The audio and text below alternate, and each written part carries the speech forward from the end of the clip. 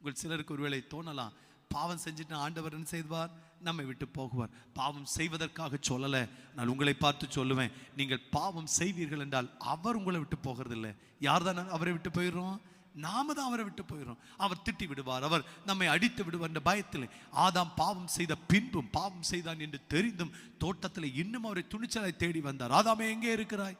ஆதாமால்தான் வர முடியல. பிள்ளைகளே, பாவம் என்பதற்காக தேவன் நம்மை விட்டு விலகி விட மாட்டார்.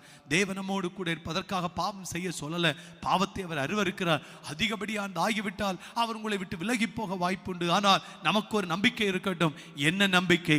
கர்த்தர் என்னோடு கூட இருக்கிறார். ஹல்லேலூயா. அவருடைய கோலும் அவருடைய தடியும் என்னை தேற்றும்.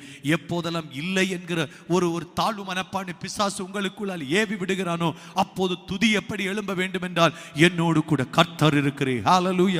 ஏதோ ஒரு திறமை இல்லை என்று ஒருவன் நமக்கு விரோதமாய் அஸ்திரத்தை விடும் பொழுது நம்முடைய மனது நமக்கு சொல்லி தேவனை துதிக்க வேண்டும்.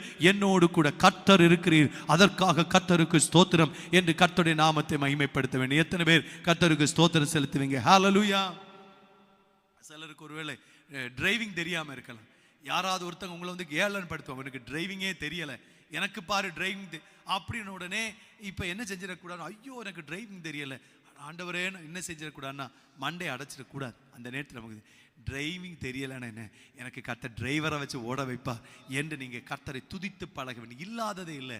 தேவன் நமக்கு எதை தர முடியும் என்று தேவனை நீங்கள் அறிந்து கர்த்தரை துதிக்க வேண்டும். ஹல்லேலூயா, ஹல்லேலூயா.